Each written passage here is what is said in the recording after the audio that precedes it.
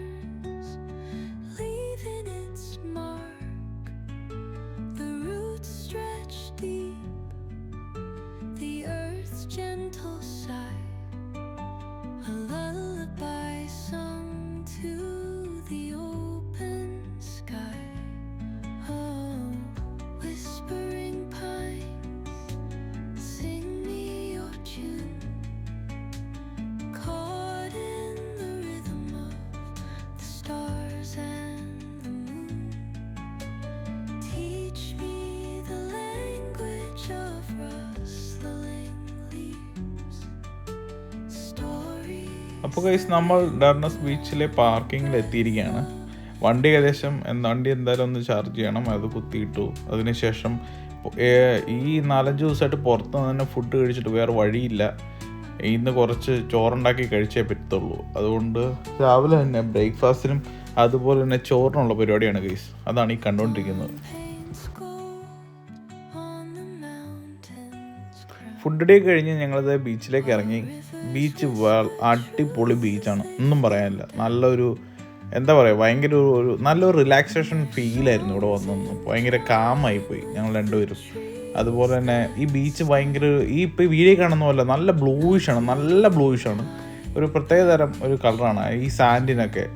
പിന്നെ ഈ റോക്സൊക്കെ ഉണ്ടോ, വല്ലാത്തൊരു ബ്ലാക്ക് കളറ്. ഭയങ്കര ഒരു നല്ല ഭംഗിയുണ്ട് എല്ലാം.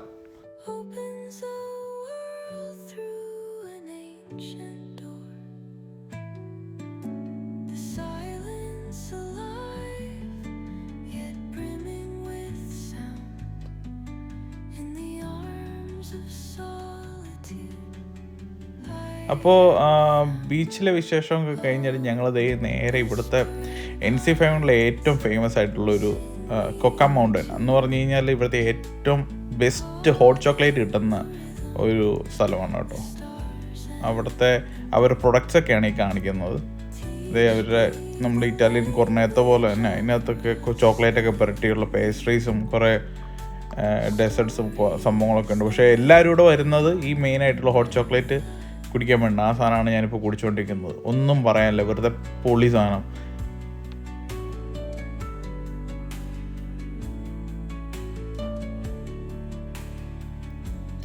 അതിൻ്റെ കൂടെ തന്നെ അവരുടെ നല്ല ക്വാളിറ്റി ആയിട്ടുള്ള നല്ല കുറേ ചോക്ലേറ്റ്സും മേടിച്ചു. അതാണ് ഈ കാണുന്നത്. അതൊക്കെ കഴിച്ചുകൊണ്ടിരിക്കുകയാണ്.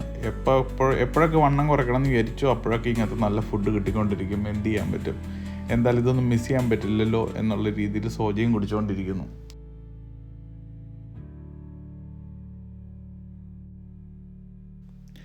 അപ്പോൾ ചോക്ലേറ്റൊക്കെ കഴിച്ചതിന് ശേഷം അവിടെ നിന്ന് ഞങ്ങൾ വീണ്ടും വണ്ടി വിട്ടു സ്മൂക്ക് കേവിലേക്ക്. ഈ സ്മൂക്ക് കേവിലേക്കുള്ള എൻട്രൻസ് ആണ് ഈ കാണുന്നത്.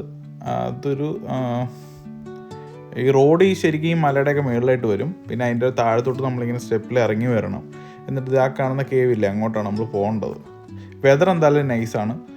പിന്നെ ഈ NC5 ഒരു കാര്യം ഇതാണ്, ഇങ്ങനെ റാൻഡം ആയിട്ടുള്ള കുറേ വില്ലേജുകൾ, ഇങ്ങനത്തെ കുറേ ഡെസ്റ്റിനേഷൻസ് ആയിട്ടുള്ള ഇങ്ങനെ കുറേ സ്ഥലങ്ങളൊക്കെ ഇങ്ങനെ വന്നുകൊണ്ടിരിക്കും റാൻഡമായിട്ട്.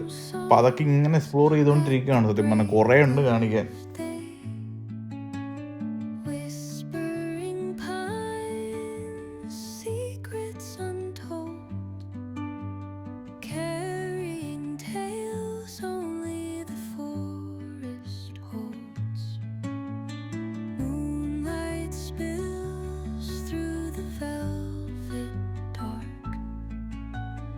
Etching patterns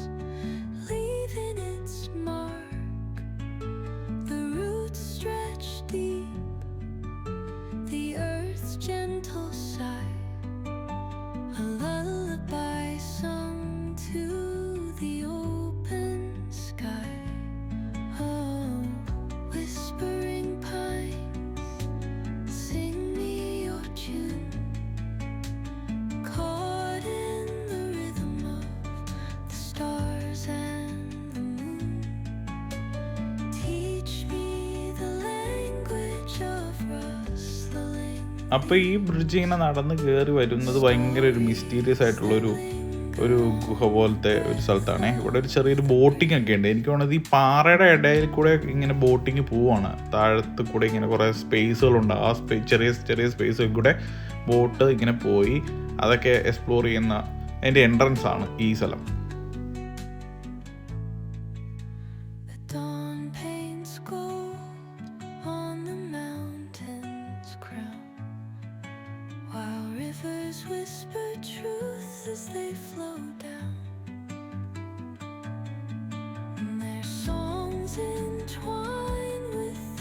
ഓക്കെ, അപ്പോൾ സ്മൂത്ത് കേവിലെ കാഴ്ചയൊക്കെ കണ്ടതിന് ശേഷം ഞങ്ങൾ പോയത് അടുത്ത സ്ഥലം എന്ന് പറഞ്ഞു കഴിഞ്ഞാൽ ഗോൾഡൻ ഈഗിൾ സിപ്പ് ലൈനാണ്. അത് ഈ ഡർണസിൽ തന്നെ ഒരു അഡ്വഞ്ചർ സ്പോട്ടാണ് കേട്ടോ. ഇവിടെ നിന്ന് നമുക്ക് ഈ ഒരു നല്ലൊരു ഡിസ്റ്റൻസോളം സിപ്പ് ലൈൻ ചെയ്ത് പോകാൻ പറ്റും. ആ സ്ഥലമാണ് ഈ കാണുന്നത്.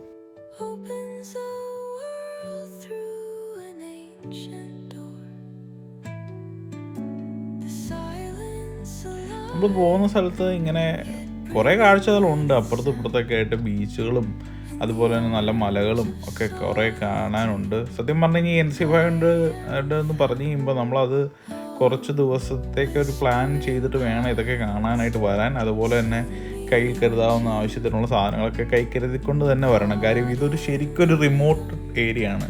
ഇവിടെ പെട്ടുപോയത് തന്നെയാണ്.